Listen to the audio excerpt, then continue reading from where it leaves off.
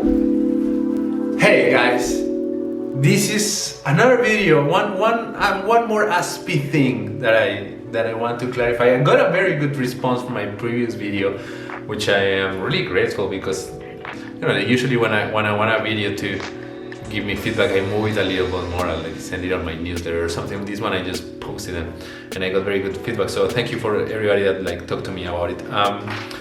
And I wanted to clarify something about this Aspie thing. And in the past video, it could have sounded as if I was saying that there was more suffering in my life because of the Aspie thing, and that's definitely not the case. Suffering is common to all lives. I don't care who you are or where you are. You'll find suffering regardless. I don't think I have suffered more because I'm an Aspie than like a non-Aspie person, right? So by no means I was saying any of that. Nobody talked to me about it, but I just wanted to clarify. And that led me to think a lot, and I have a recurring thought that is very important to me, and is that I do consider being an Aspie a great gift and an opportunity. I didn't see that as such initially. As I said, there is a complicated transformational process, but having that that experience has been a gift to me, and I'll explain why. When you are part of any culture, and I understand culture like the guys that did cultural studies in the early 2000s and in the 90s, and is a culture is anything that create an us and an others, right? The Aspie thing does that, right? Neurotypicals versus the rest, right? Us versus others. Anytime that you're there in that kind of setting, that kind of cultural setting, I do believe that when you are too immersed in the mainstream, when you're part of the dominant culture, you're at a disadvantage. And that I do believe, and I have always tried to be an outsider in my life. Maybe not so much by choice at the beginning, but now it's by choice. Because the outsider has a very advantageous point. So let me give you an example. The immigrant. I am an immigrant, but the immigrant and the experience of being an immigrant is super valuable. And of course, some immigrants are forced, and by the way, this is a disclaimer in general for this video. I know that my experience as an Aspie is different from everybody else's, and so if some people might be saying yeah, for you it's a gift, but for me it's a curse. Okay, yeah, no problem. I'm talking about myself here, and I know that some immigrants have it rough. However, regardless of that, being an immigrant allows you to do something when you go into a different culture than yours. And when you really have to live in that culture and breathe that culture, you realize, sure, there's all the rewards that come from learning a different culture, but there's the main reward is learning more about your own culture and understanding all those things that you thought were natural and thought that that's how life worked, because all cultures have those kinds of things, right? And so realizing that is crucial, because those are the things that limit you, right? There's so many things in your life that you consider to be normal, to be natural. And when you move to a different culture, to a different country, and you realize hey, it doesn't have to be that way. That opens your world, right? When you're so immersed in your own culture, when you're so immersed in the mainstream, you cannot see those things. And that is very problematic. When I realized that I was an Aspie, I understood how my brain worked. I understood where I was, and that allowed me to see that sometimes behaviors don't have to be one way or the other, right? That gave me that outsider look to the neurological experience. Just like the ability of speaking two languages. But you can only speak two languages if you go into a different culture, right? And one will feel native and the other one will not, whatever. But you'll be able to speak different languages, see different experiences, even if one of them is not native, right? But that experience of not being in the dominant culture is fundamental. Sure, when you're not in the dominant culture, when you're in the dominant group, the culturally dominant group, there's power dynamics that are complicated. You know, like me as an immigrant, I live it all the time. As I have climbed the ladder of legality in the United States, you know, first I had a visa, then I had a green card. I have had actually become more suspicious as a citizen. I thought it was gonna be the other way. No, I have become more suspicious. Every time that I come into the country, they're like, how can you become a citizen? I'm like, why don't you ask the same question to all the rest of the citizens? I thought that meant we were all equal. No, I had become more suspicious. Whatever, it doesn't matter. I'm not complaining. I'm just saying that, of course, being an outsider has some problematic power dynamics. But again, it doesn't matter. Like the advantages are plenty, right? And being that outside of the neurological path is really an advantage for me. And so I really value it. And I'll tell you how I value it the most.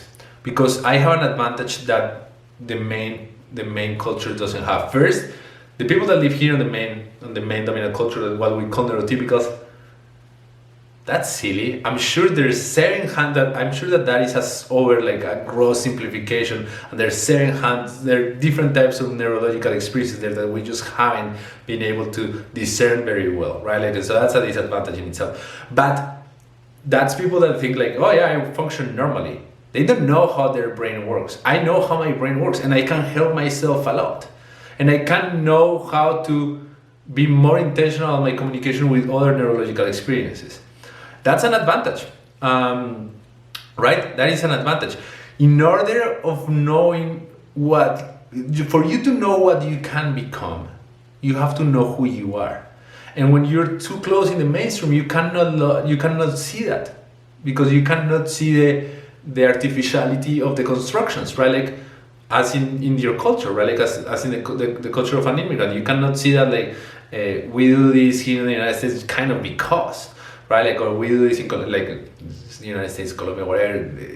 We do this because, right? And so you don't see that those things are not natural. They don't have to be that way, right? And so knowing how your brain works puts you in that advantageous position. And so for me, being an Aspie has been tremendously advantageous like that. It has improved my communication with others in many ways, and I'll tell you why.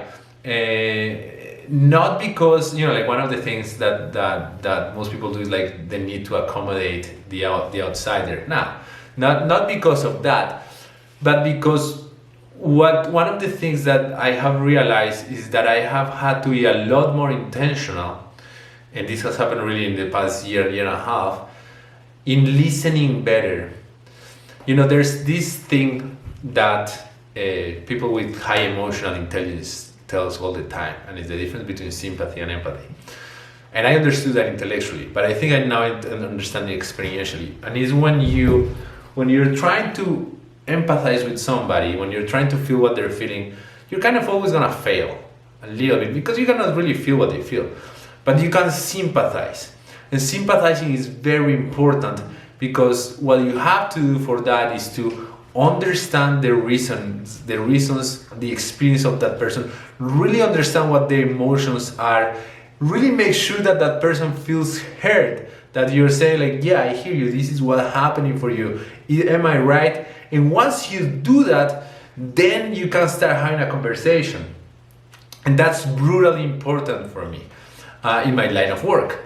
And just because I was kind of hit with this gift of being an Aspie, suddenly I had to like reevaluate my assumptions on what other people's behaviors and feelings were all the time. And so my questions became honest, curious questions. When I started asking people why, I wasn't criticizing anymore. I was really wanting to understand why. And that was awesome. That was really awesome. I didn't realize how many assumptions I had until like something happened, in this case this, in my life, and was like, you have to take those assumptions out. I was forced to do that. And that is fundamental. That's another gift. And that's another gift of being an outsider. The outsider view is always like being like, okay, I have to try to understand because I am not, this is not native for me, right?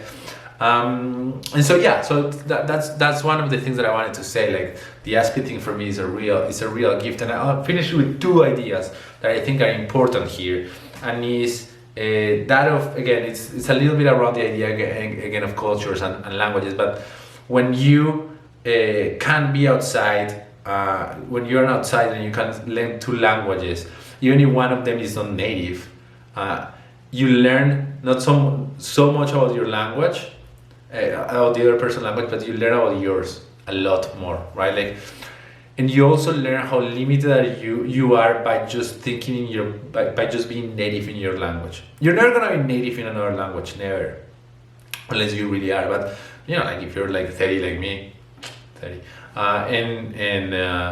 and you learn another language, you're not gonna be native. But that doesn't mean that experience doesn't show you ideas that otherwise and life experiences that otherwise you couldn't have experienced, right? Like there's so many awesome words in other languages that are not translated to your own language, that mark different emotions that you don't know you have until you hear that word and you're like, oh, that's what that feeling is called in Portuguese, saudade. And now I can see that when I feel that, right? And it wasn't native to me, but I can learn it. And so when you learn that different language, when you realize that you have a native language but you can speak others, that enriches your life. And I think that for me has been a little bit the thing about being an Aspie. And the last idea is just another way to say the same thing. I'm saying the same thing over and over. It's another way to see how intuition is problematic in many ways. So intuition, things, behaviors, and ideas that are intuitive to us are ideas and behaviors that we have repeated, and maybe generations of us have repeated so much that they have the allure of natural, that it's just what we do, and they become very intuitive. Neurologically speaking, intuitive is something that you don't have to put your conscious attention on, right? And in those is when there's hidden a lot of assumptions, limitations, and artificiality that has the pretense of naturality, right? Like that kind of flows. And so like this whole thing had made me rethink about like that like what intuition really is, right? And how it works. And that has been very, very, very valuable in my life.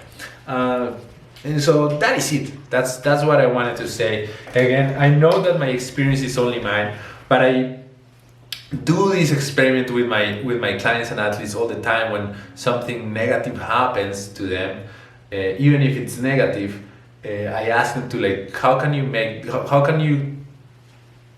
can this be a gift and an opportunity? I didn't come up with that. I read it in some book. I don't remember which one anymore. But and I'm sure that in that book came from another book. But whatever. But like thinking about that, thinking like that, is fundamental. And again, I don't think, like, maybe at one point I thought being an Aspie was a negative thing. I don't experience it like that, so I'm not reframing something negative. Because in life there are negative things that happen that you can see as gifts, and they can still be negative, both. You lost your job, it was a gift, it was for the best, but it still was a negative thing, right? Like it sounds paradoxical, but they can coexist. This is not the case, but it's in the spirit of that technique that I use with my people that is very useful to me, and it changes, like how you see life. Like if you really are like trying to actively ask yourself, how can this be a gift, you find it, and it makes your life better. Again, I don't think being an Aspie there's actually anything negative about it in my experience. Of course, I can own my privilege, I can own my luck, I can own my arrogance, like all those things. So I'm talking about myself, and I know that this might not apply to anybody. And so yeah, and I'll finish with something. This is not just for Aspies. Actually, if you take something from this, is that you can do that with your life regardless of your neurological experience. Is that if you really want to be able to become whoever you want to become, which is what we do in life, we suffer and we want to become somebody else, which is fine, and that's the beauty of life, and there's nothing negative about it.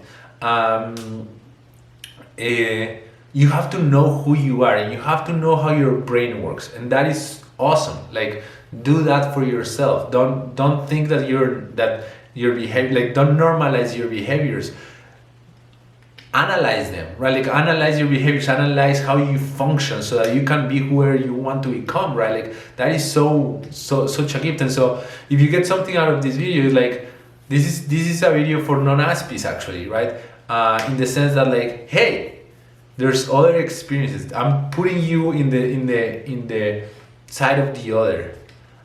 Be another for a second. Don't be captured by the mainstream, and think, how does your, like, imagine your brain wasn't part of the mainstream. How would you describe how your brain works? What neurotypicality is?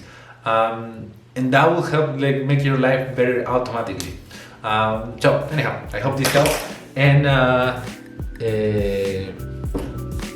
yeah, I hope this helps. If you like it, share it. Have fun.